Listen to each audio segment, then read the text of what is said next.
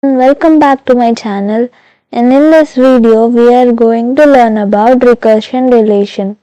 First, let's see the basic definition of recursion relation. It is nothing but a mathematical equation that expresses the running time of a recursion algorithm in terms of running time on smaller input sizes. So based on the input size, how your time complexity is, it's either increasing or decreasing. So that's what a recursion relation shows.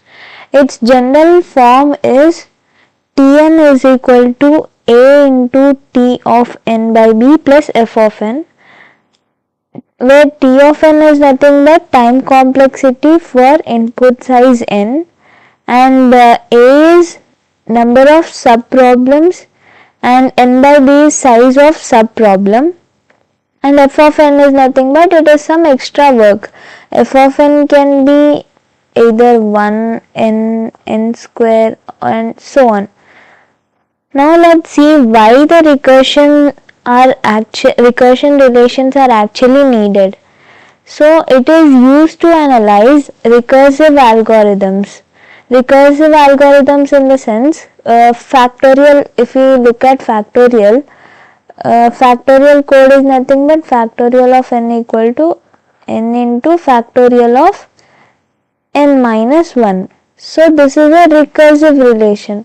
So to find time complexities of these type of relations, so that's the reason we use recursion relations. The second is helps in finding time complexity.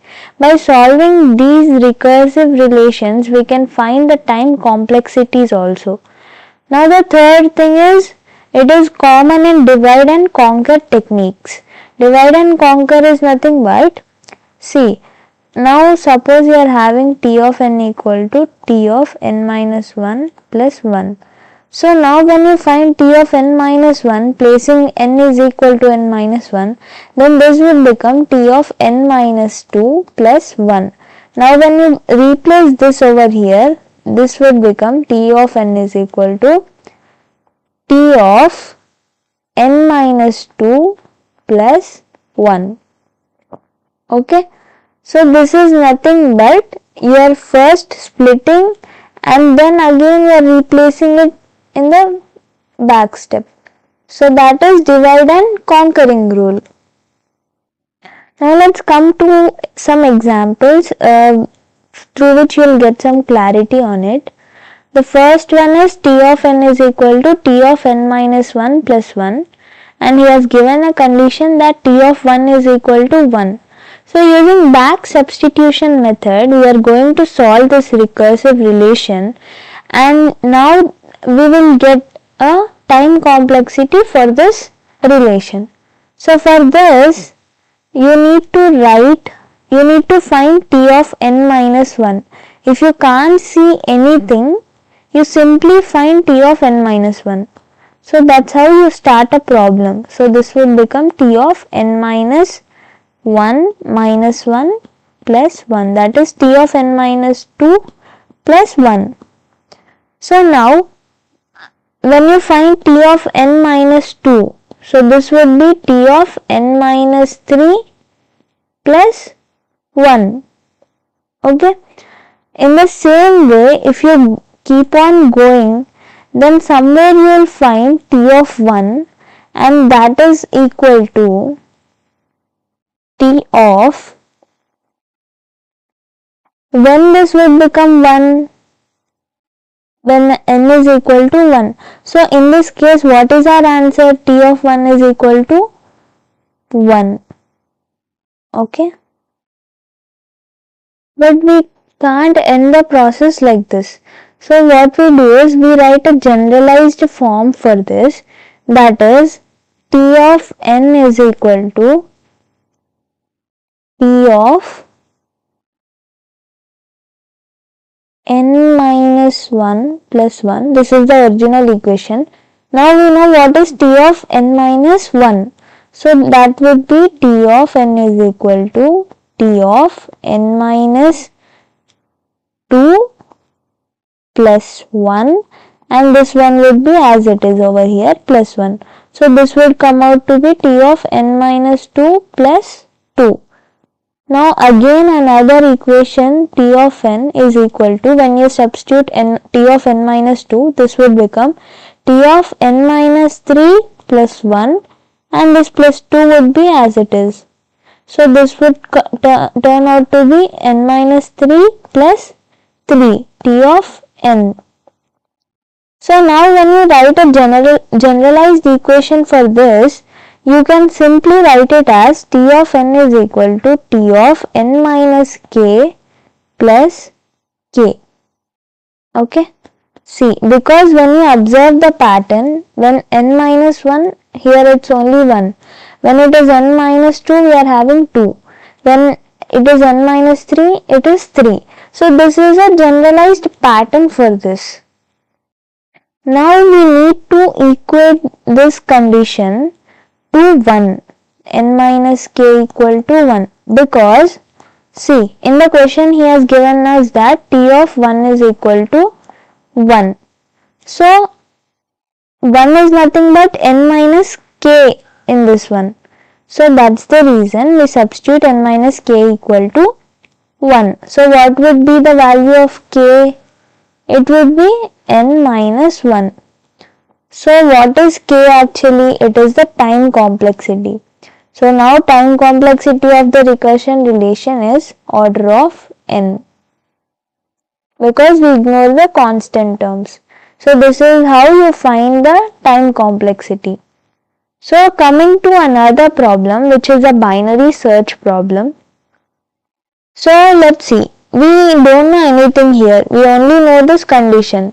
So what we do, we simply start by finding out t of n by 2. So t of n by 2 would become t of n by 2 by 2 plus 1. So this is t of n by 4 plus 1. Now when we find t of n by 4, now this would become t of n by 8 plus 1. So how this is basically going?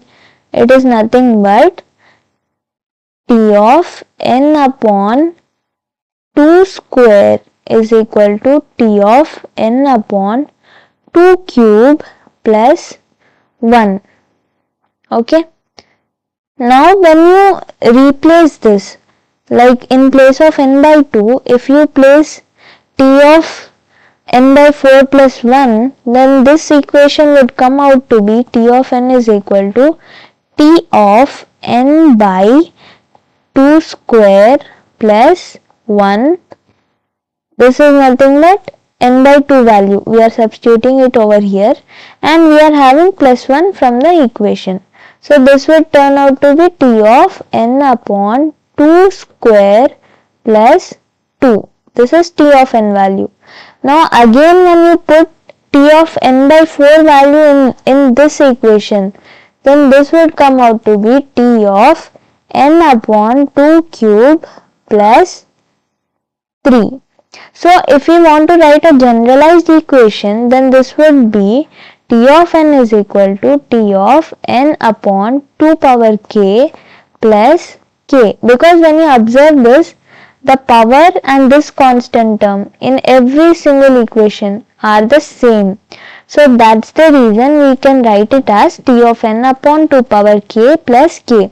So we have a condition in a question, that is t of 1 is equal to 1. So when this term would become 1, when n upon 2 power k is equal to 1. So that's the reason 2 power k is equal to n. Now when you apply logarithm on both sides, so this would come out to be logarithm of 2 power k is equal to log n. Now k would come to the left and this would be log n, log 2, and this is equal to log n.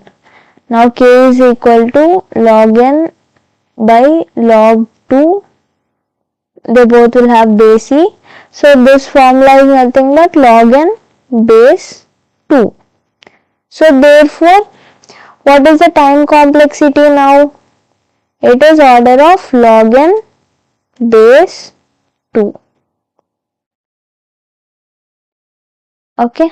Now the next problem is a tree problem. Let's see how do we solve it in the form of a tree. Okay.